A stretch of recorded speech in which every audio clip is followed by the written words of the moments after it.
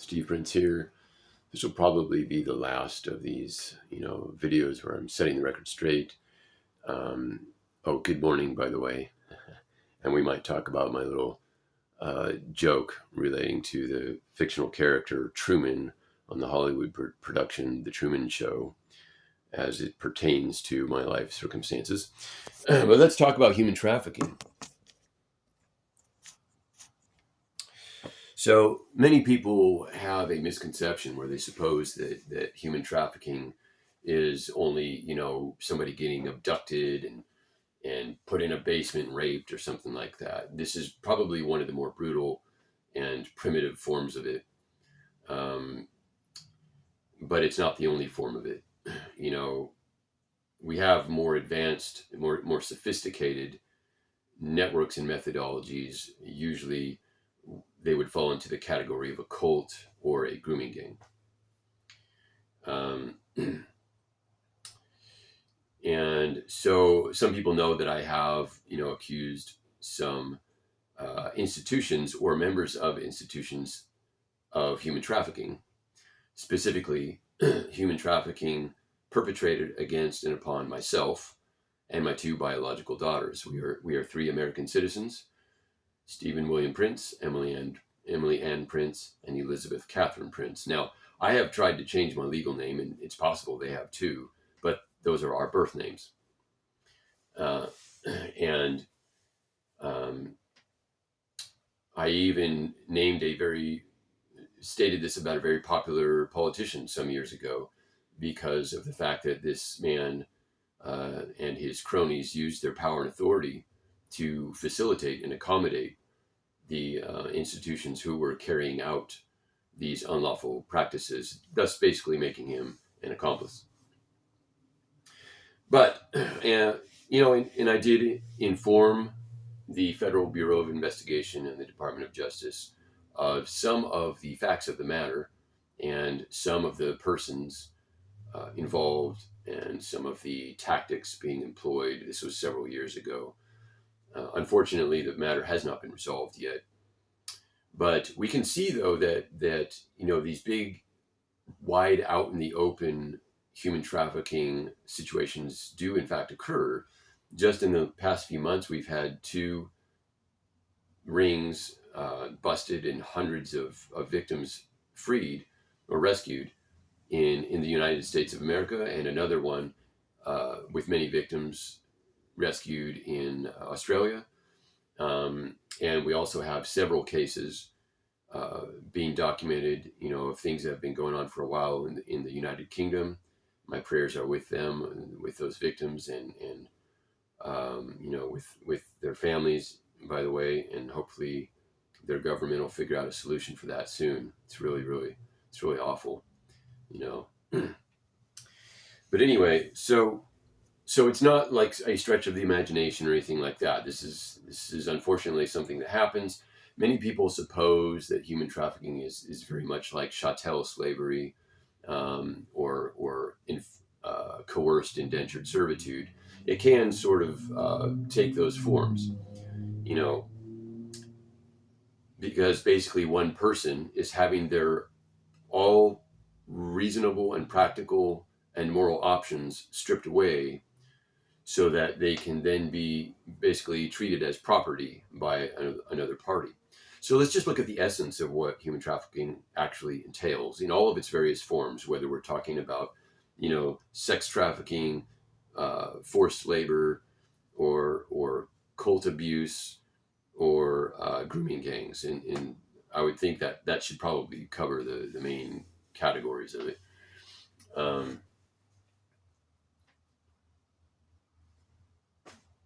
Yeah, I would think so.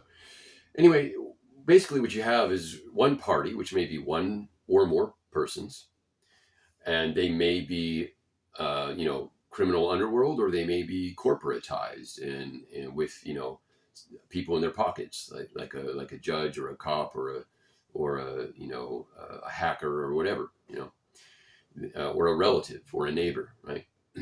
So you have one party of individuals who then target another party, which may be one or more people, and they employ methods of coercion or fraud, like elaborate deception, or actual force. And in order to place the second party into bondage of some type, entrapment of some type, so that they can be exploited against their will, in almost always in a manner that is degrading to their human dignity and harmful to their well-being. And this is done for the entertainment or amusement or sexual gratification or financial profiteering of the first party. And it may even include religious aspects that give some sort of, power dynamic in addition to, the profiteering and more immature sadistic amusement at somebody else's expense. Now,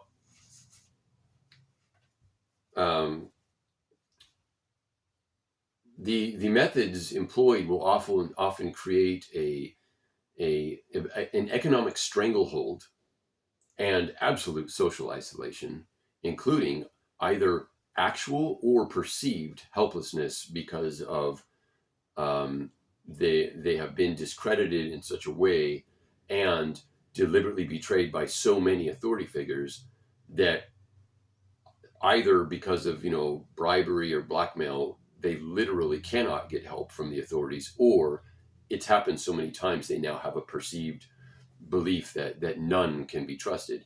And this is an experiential belief. It's not some sort of paranoia. It's like they have good reason to distrust now because they actually have been abused by authority figures. So and there will often be using the use of pharmacology in addition to very, very severe emotional gaslighting. And when I'm talking about gaslighting, look, these days everybody wants to take every word and erode it down so that it doesn't mean what it means. I'm talking about very, very sophisticated and orchestrated emotional abuse that can include, if we're looking at the religious context, it can also include, what we call spiritual abuse and humiliation rituals.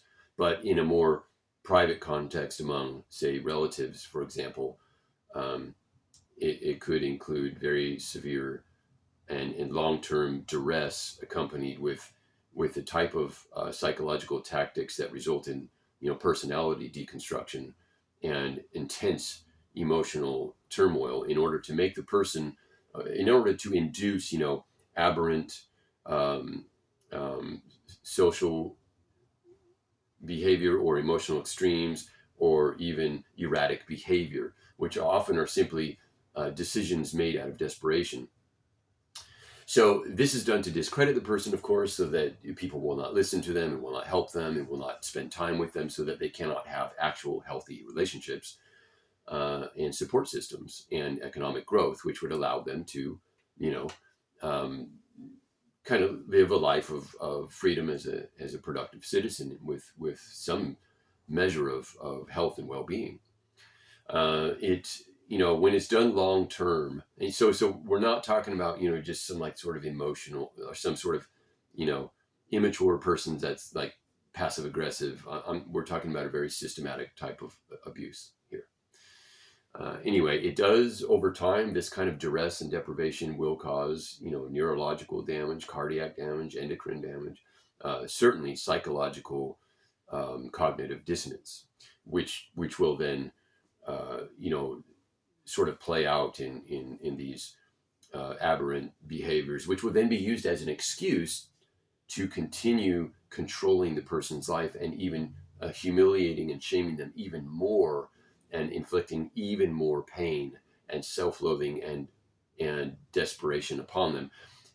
One of the goals used by some of these organizations, particularly grooming gangs, sometimes the cults, not always, is to produce actual addictions, substance addictions. So yes, pharmacology is used. Sometimes people are drugged against their knowledge until they have a dependence, or a craving they cannot explain. It's just coming out of nowhere. Once they're pulled into artificial withdrawal and they don't understand what's going on. So these types of methodologies are just obviously criminal, and obviously morally perverse. No church has any excuse to treat people like this. It's very absolutely disgusting that churches here in the United States of America, right here in North Carolina, Wake County, North Carolina, would use the Bible, and again, Mormons would use the temple endowment, to try to rationalize this sort of awful atrocity against their fellow beings, where they're just, they're subjecting them to such coercion over their life and such humiliating privacy intrusions, and that they're degrading their human dignity, and undermining any reasonable or practical opportunity for a healthy, productive lifestyle. So basically, and totally belittling them, emotionally and socially. It's a terrible, terrible thing to do. And the sick part is that they would hide behind a cloak of piety, or hide behind a cloak of some sort of medical diagnosis, which is almost always a false diagnosis, of course. And or would hide behind some sort of perceived threat to well-being, like a contrived criminal charge, and they would hide behind these excuses, um, when in fact all they are is selfish, greedy, covetous, sadistic, and sexually predatory. And we have people in these institutions that are basically playing God over my life and the lives of my two biological daughters. They're playing God over us. And the sick part is, if you look at, like, a simple metaphor really is, you got like dolls, puppets, and puppeteers. You've got a few puppeteers that are manipulating all their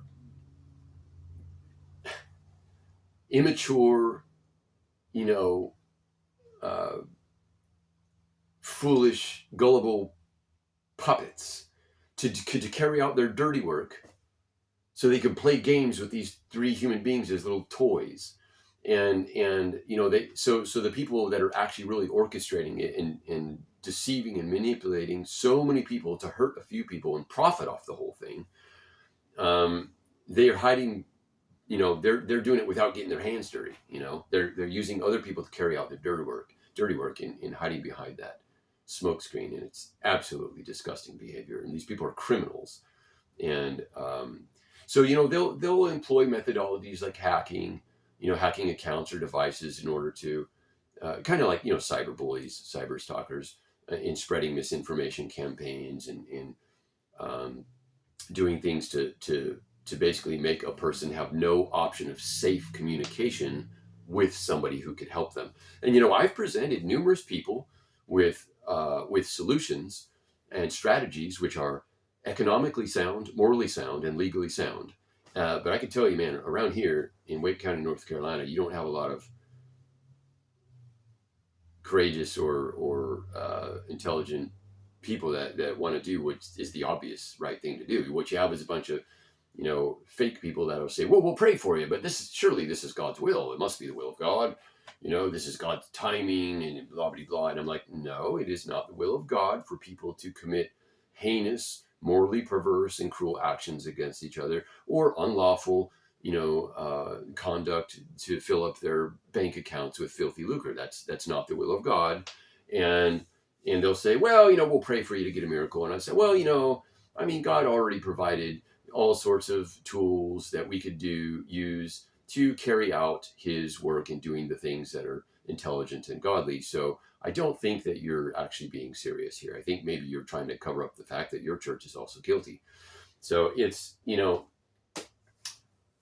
and of course these types of organizations, they'll, in addition to pharmacology, in addition to hacking and spying, so that they can, track a person and preemptively block sabotage new friends and contacts. It's so gross. And also, be sexually predatory, like watching them in the bedroom or the bathroom, and turning them into illegal pornography, and just all the gross stuff that they do. They also use, of course, fear mongering and slander, so that people will be hesitant about helping out, and so that they're discredited in such a way that people who might otherwise step in will be like, I'm not going to take that seriously, right? So it's really just the methodologies are absolutely perverse, and the rationalizations are absolutely perverse, and yeah, so these people really are just basically they're weaponizing their academic and religious and political institutions for social engineering money mills, like a twisted business, you know. So it's a bad deal, and they need to be held accountable, for their crimes, and for hurting so many people, and causing so much pain and discord, and humiliation, and suffering, and human degradation, and loss of opportunities. And yes, I do intend to pursue litigation against the Church of Jesus Christ of Latter-day Saints and certain government departments that abuse their authority to facilitate the unlawful actions of some of the members and leaders of that church. And yes, I do want financial compensation because they destroyed my earning power, and profited themselves off of it, and caused suffering I cannot really even relate to you. Um, so yeah, it's a terrible thing to do, and there is a need for private investigators to help to get witness statements and digital evidences, and there is a need for possibly a prosecutor to get involved. I don't want to hunt down every person who got manipulated into doing this, or who took a peek out of curiosity, or who, had a moment of mean spiritedness, or who was gullible and passed along misinformation. I don't need to hunt down and punish everybody. I'm not like that. But the people who orchestrated this do need to be held accountable. They have harmed society. They have caused irreparable harm to people's lives here in the United States of America and in the church. And they can try to hide behind their cloak of good deeds, but that doesn't change what they've really done and what they are. I mean, their nature is psychopathic, and so it's almost hilarious that they'll try to diagnose their victims, right, as mentally incompetent, when in fact they themselves are psychopathic. I mean, they have no regard for truth telling, and even regard truth as something that can just be constructed for convenience. They have no sense of compassion or empathy for the pain they inflict, and no capacity for remorse for wrongdoing, or inflicting pain. Um, they regard their interactions with other people as strictly transactional, and they're just you know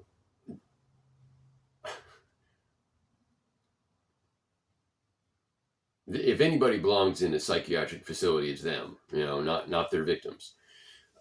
Anyway, so I do intend to hold them financially accountable, and whether the FBI intercedes anytime soon or not, the truth is another citizen has authority and power to step in. I mean, we have power and authority to step in and use our resources and our support systems and our networks to get a victim into safe refuge. Just take them away from their bullies. Just take them away, and put them in a new situation that's healthy and productive, and enforce healthy boundaries.